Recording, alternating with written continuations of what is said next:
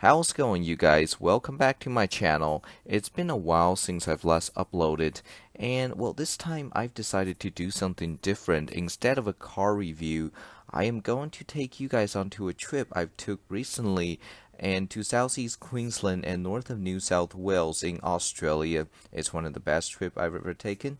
Great scenery and a lot of fun off-road driving as well. We went for 3 days, 2 nights camping. So yeah, I hope it'll be a fun video. Sit back and enjoy. I hope you guys like the episode. To the channel. I know I haven't been uploading for quite a while now, and today I have my friend Caleb with me. You want to say hello to everyone? Hello. So recently, this video is going to be a little bit different. Instead of a car review, we're taking you guys out onto the road. So currently we're actually on a off-road trip got some police car there, to this place south of Queensland, north of New South Wales, called the Connemara River. So it's actually this off-road trail that goes through the river at least 14 times. And not just that, this trail goes through the scenic ring and the Great Dividing Range, which means it'll give you a lot of great waterfalls, fantastic sceneries that'll all be part of the trip. So a lot to look forward to. And the weapon of choice that we'll be using is this JK generation of the Jeep Wrangler Sport, which is a two-door Wrangler. And Caleb here, he's actually the owner of this car. He has owned this car for about 2 months. So 3.6 liter V6 engine, putting out a great amount of torque, fantastic amount of power, actually close to 300 for this car. It's actually pretty impressive. The car itself is pretty bone stock, except that we throw on some Bridgestone Dueler AT all-terrain tires, but that's about it. But this car is more than just capable, because with its four-wheel drive low range, it's got a transfer case, low-range gearbox. The only one thing it doesn't have is a lockable differential, but I believe the front and rear solid axle will help out on uneven terrain. We'll keep all the wheels on the ground most of the times. That is. So actually, you want to tell everyone about the reason why you bought this car, and tell us a little bit about this car in general. Oh yeah. I was considering about buying Suzuki Jimny before. I went to one used dealership and have a look, but it's too simple and too old for me. 15 years old. They still charge me for 10,000. I don't think it's worth it. And I had a look on marketplace. 2013-14 Suzuki Jimny price at 20,000. I think it's a bit high on it now. So I said, well, 20,000. Why don't I just pay another 5,000 and get a Jeep Wrangler? I mean, the most genuine, original. I'm not sure if I can say that, but yeah, that's why I bought it. That is a good reason for me. For those of you that knows about me, knows that I am a huge Jeep fan. I am like a die-hard Jeep fan, because I feel like there's a huge heritage behind these things.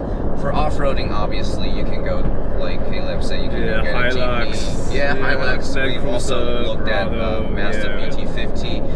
I mean, they're fantastic off-roading vehicles. But with Jeep, there's so much fun thing you can do. So this particular Jeep is a soft top, which means you can throw the roof down within a matter of minutes. The windshield can fold down, all the doors can be taken off. And that's the reason why I love these cars. They're not just off-road capable, and the aftermarket parts as well. There's a great aftermarket support for these cars. And the fact that they can do all these fun things, that's it's more like a lifestyle choice. Exactly. Yeah, lifestyle. And an interesting fact, actually, the most cross-shopped car with the Jeep Wrangler, you would assume would be like Land Cruiser or something like that, right? But it's actually the Volkswagen Beetle. Yeah. So a car like this does have a cult behind it.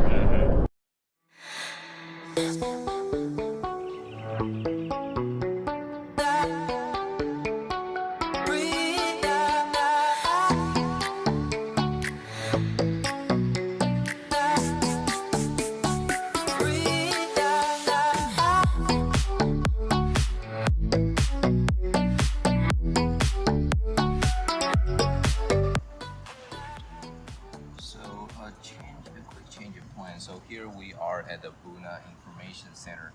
We just talked to the really nice gentleman in there, and he said he was up in the Connemara river yesterday, and the road was unfortunately closed. So that's the original trail that we were gonna go on. Come and have a close look. So that's the trail that we were gonna go on that crossed the river apparently more than 14 times, and it says 4-wheel drive only. But if that road is closed, we're still gonna go have a look. But if that's closed, I think we're gonna head back this way. And around there is Karela National Park. That's where our campground is. So yeah, that's an update for you guys. We'll see how it goes. If the road is still closed today, we might have to take another route. Yeah, we'll see how it goes. Hi there everyone, so we have reached Karela Creek Campground. The tents are all set up. You can see it right here, and we're currently cooking. Just shredded some carrots and some cucumbers, and our man Caleb here is making some fantastic cheesy and delicious, is this pork or beef? Turkey. Oh, sorry. Okay, yeah, that's yeah, you can see that I'm not in charge of that. We're cooking. He's the cook. The Jeep is right there, just sitting there. I tried to start this on campfire, but really we didn't prepare any firewood, so I just went up to the forest up there and looked for some dead trees and stuff. Couldn't get the fire going for too long. Yeah, this is where we're gonna be staying for the night. Hopefully everything will be good. I'll give you guys an update tomorrow morning. Good morning, y'all. It's the next morning now. We're currently cooking dinner. Caleb, you wanna cooking dinner? No, that's breakfast. That's what I meant to say. We're making a bacon, beans, and egg wrap. Yeah, tie everything together and have a breakfast. The bacon is looking real good. Yeah, enough carbohydrate, protein, and fat.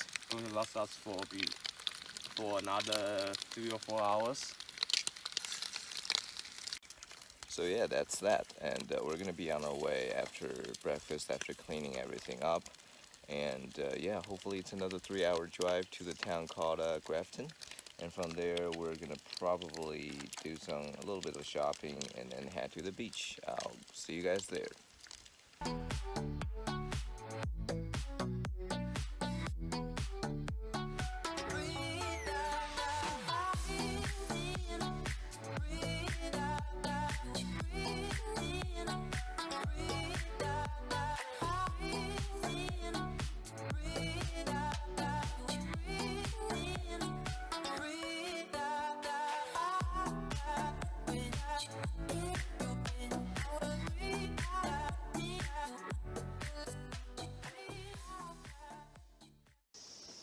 Here we are at Pebbly Beach campsite entrance, and they actually do provide free firewood, so that's a plus. The road to here was a little bit rough. It wasn't too bad. It was all these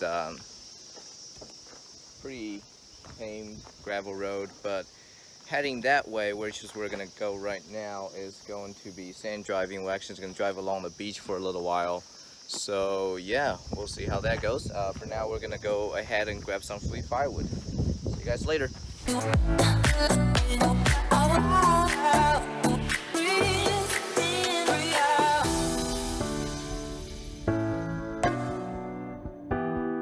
that we have stopped and heading to the beach instead of just grabbed our firewood, I thought we might as well lower the tire pressure. So the number one thing of beach driving or any off-road driving, this really is just off-road 101 at this point, is to lower your tire pressure. The reason behind that is that the lower the pressure, you are going to have a bigger contact patch with the surface, whatever surface you're traveling on, and obviously it's going to be a lot more comfortable and all that. So we're gonna go ahead and do that if I can figure out how to use this thing. That is, screw it in.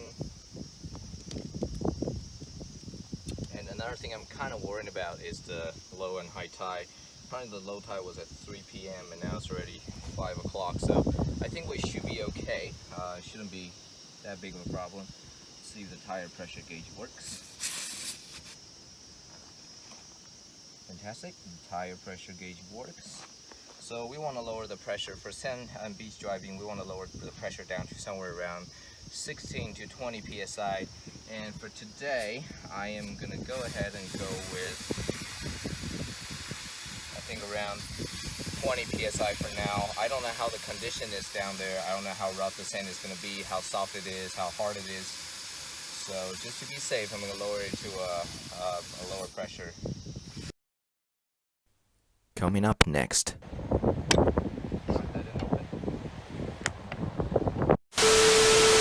Yes, yes, we are on the beach.